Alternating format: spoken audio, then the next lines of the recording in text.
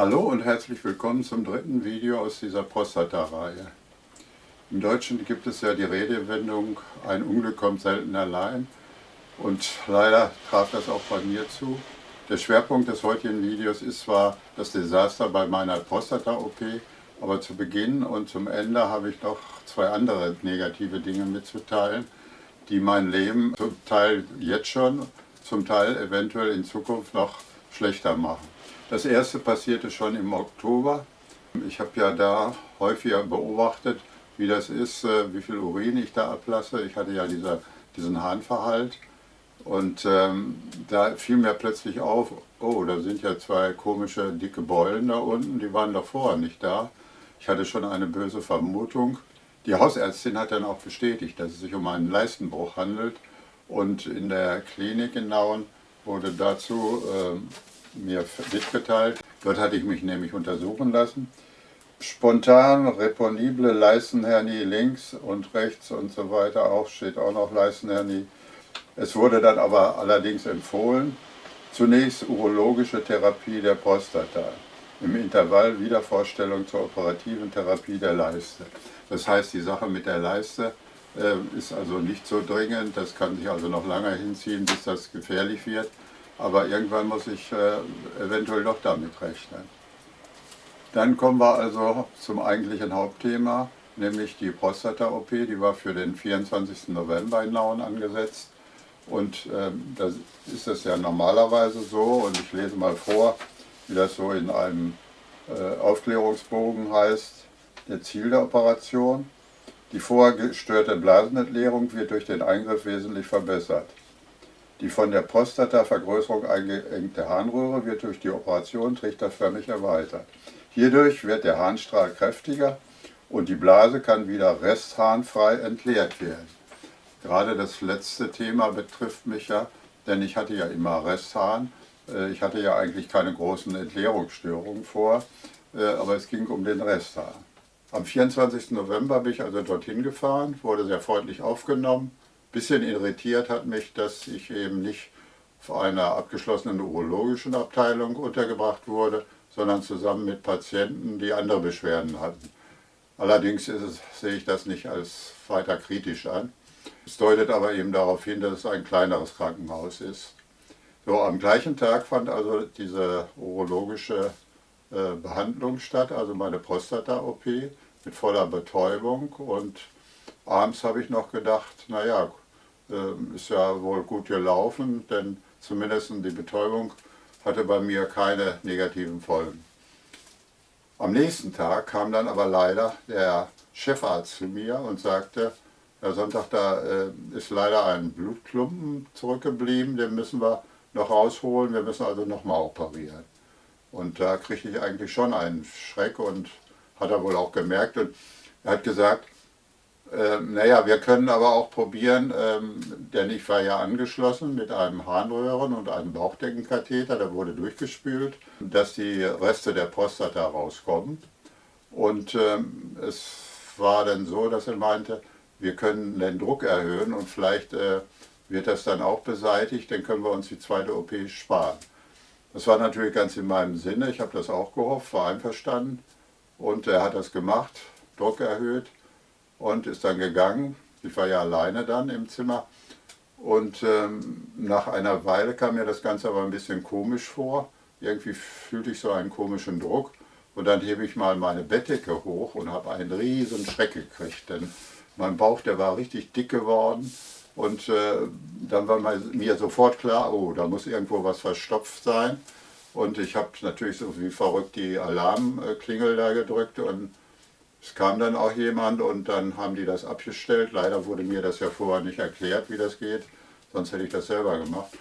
Und dann haben die ein bisschen rausgeholt da wohl, und von der Flüssigkeit, die da zu viel war, die war natürlich in die Harnblase reingegangen und nicht mehr abgelaufen.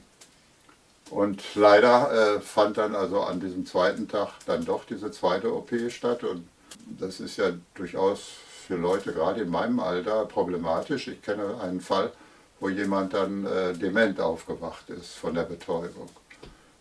Zumindest das ging gut bei mir. Aber ich habe mir natürlich große Sorgen gemacht. Ist da vielleicht etwas gerissen in der Harnblase, weil das ja doch gewaltig ausgedehnt war.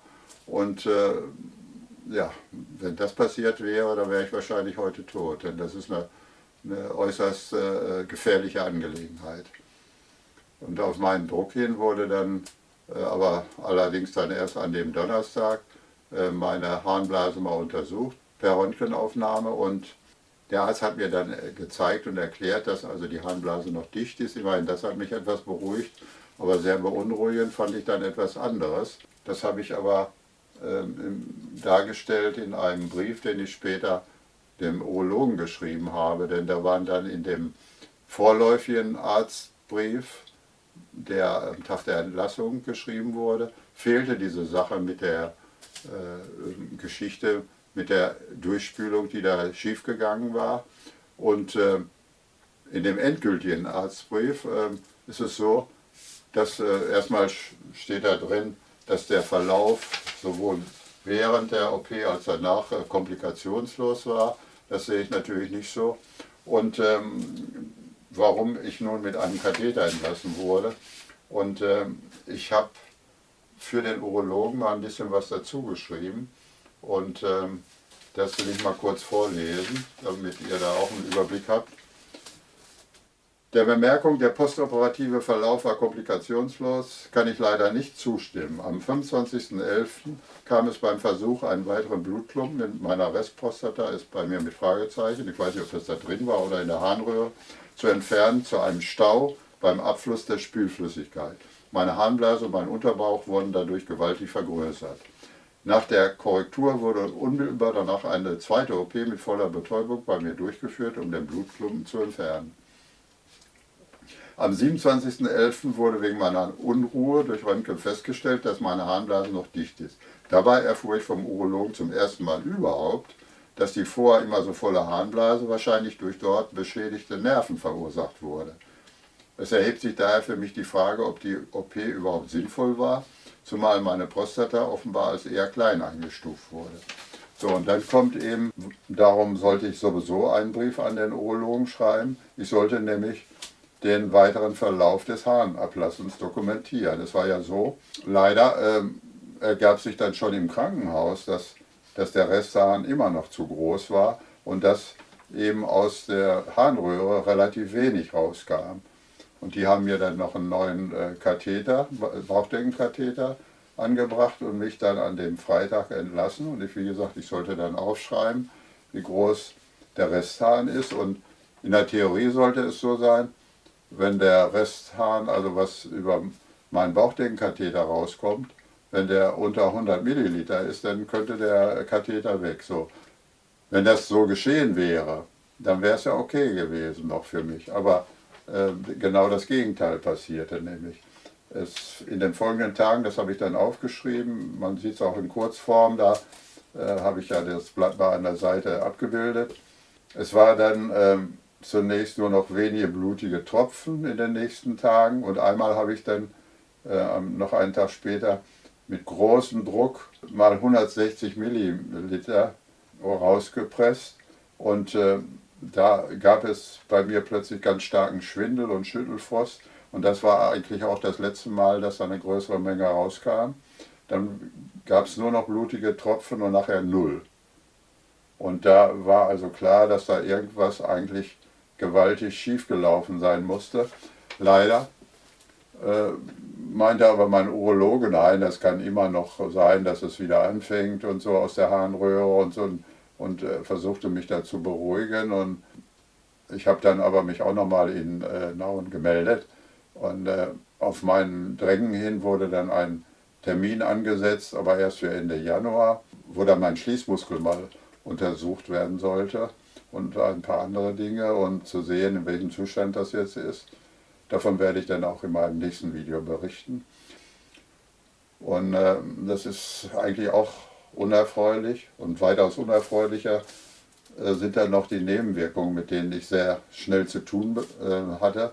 Und zwar, es machte sich durch Bauchschmerzen bei mir schnell bemerkbar, dass da was nicht in Ordnung ist. Ich gab wie üblich Urin ab und dann auch Stuhl. Und da hat sich dann herausgestellt, dass ich da offensichtlich einen Keim drin habe. Und ich fing schon mit einer Antibiotikakur an. Aber leider hat sich dann herausgestellt, dass dieser Keim, der heißt Enterobacter cloacae complex, dass der gegen diese Antibiotika resistent ist. Und ich musste dann wechseln und habe dann ein anderes Antibiotikum genommen, was dann wohl auch geholfen hat, denn dann war der Keim verschwunden. Allerdings hatte ich denn, das hat sich im Stuhl dann gezeigt, noch einen anderen Keim im Darm, der heißt Dientamoeba fragilis. So. Das haben wohl viele Leute auch ohne eine Prostata-OP. Die haben auch keine Beschwerden damit. Deswegen sagte meine Hausärztin auch, wir wollen das erstmal beobachten. Denn das Blöde ist, wenn man den auch dann gleich bekämpft, erstmal ist das natürlich nicht so gut, gleich 3-mal Antibiotikum hintereinander. Und dann ist es auch so, dass man da auch viele gute Bakterien zerstören kann und der Darm dann dadurch geschädigt wird. Auf jeden Fall habe ich seitdem immer mal wieder auch Darmprobleme und ich bin dann selber drauf gekommen, also mal verschiedene Dinge auszuprobieren, wie Kitschemia oder so. Aber das muss man dann selber bezahlen. Ne? Also das wird also nicht übernommen von der Krankenkasse. Und ja, das ist also so eine negative Geschichte. Und das andere ist eben, dass mir keiner so genau erklärt hat, wie gehst du denn eigentlich mit so einem Katheter vorschriftsmäßig um. Im Krankenhaus sowieso nicht. Und die beim Urologen haben mir zwar ein paar Tipps gegeben und auch noch so eine Klammer zum Abklemmen des Katheters, der ursprünglich ist das nämlich gar nicht mal dabei und das ist dann noch unpraktischer. Das meiste habe ich mir ehrlich gesagt selber beigebracht, so durch auch Videos wie YouTube oder durch Recherchen. Und ob ich das alles so richtig mache, jetzt ist auch noch die Frage. Zum Schluss für heute aber noch diese andere Geschichte zum Thema ein Unglück kommt selten allein. Ich war ganz schön angeschlagen, mental, dass das nicht geklappt hat, wie ich mir das vorgestellt habe. Und mir wurde natürlich immer mehr klar, dass ich wohl doch ins falsche Krankenhaus gegangen bin. Und meine Frau hat mich aber so unterstützt und darum wollte ich ihr auch dankbar sein. Und ich meine, bin ich ja auch dankbar. Und sie wollte gerne, das war ja Mitte Dezember noch auf dem Weihnachtsmarkt in Berlin-Spandau, ausgerechnet in dem Moment, in dem wir neben der einen Kirche waren, fingen die Kirchenglocken extrem laut an zu läuten. Und ich muss dazu sagen, ich habe ja schon seit längerem Tinnitus und bin da etwas geräuschempfindlich. Und ich hatte aber ein neues Hörgerät drin, was ich vor ein paar Monaten bekommen habe. Ich habe zunächst das ausgemacht, aber das reichte nicht. Und leider bin ich dann erst ganz zum Schluss, das läutete über 5 Minuten, auf die Idee gekommen, die ganz rauszunehmen und mir dann die Ohren zuzuhalten. Und als wir dann zur Hauptstraße kamen, habe ich schon gemerkt, dass da was Schlimmes passiert ist, weil ich hörte den Verkehr extrem laut. Ich konnte das also kaum ertragen, wie das war. Und als wir dann später nach Hause kamen, waren auch viele andere Geräusche, die mir extrem laut vorkamen und doppelt oder 3-mal so laut wie normal und dass ich es kaum ertragen habe. Und dann schwante mir schon etwas, weil ich mit dieser Sache schon einmal in Berührung gekommen war, vor 15 Jahren. Und das nennt sich eine Hyperakusis. Über das Thema werde ich eventuell mal in einiger Zeit mal eigene Videos machen. Damals gab es nämlich bei mir auch erhebliche gesundheitliche Probleme, aber das ist ein ganz anderes Thema. Aber diese Hyperakusis habe ich jetzt leider immer noch und sie verhindert eben, dass ich in Umgebungen gehe, wo es recht lautstark zugeht, also bei Festen zum Beispiel, wenn da laute Musik gespielt wird und dergleichen. Und das macht das Leben natürlich für mich im Moment besonders schwer. Einmal durch diese Umstände mit dem Bauchdeckenkatheter und dann noch zusätzlich mit dieser Lärmempfindlichkeit, dieser Hyperakusis. Was ein klein bisschen hoffen lässt in dieser Sache, es gibt da eine Möglichkeit, man muss eben ganz vorsichtig versuchen, sich an diesen Lärm zu gewöhnen, aber das geht eben über Monate und wenn man übertreibt, dann wird es noch schlimmer. Also es ist so ein recht gewagtes Spiel und es ist sowieso schon schwer für mich, wenn ich ins Krankenhaus gehe, weil ich da auch immer Angst habe, dass irgendwo es zu laut zugeht und mich das vielleicht zusätzlich vom Gehör her schädigt.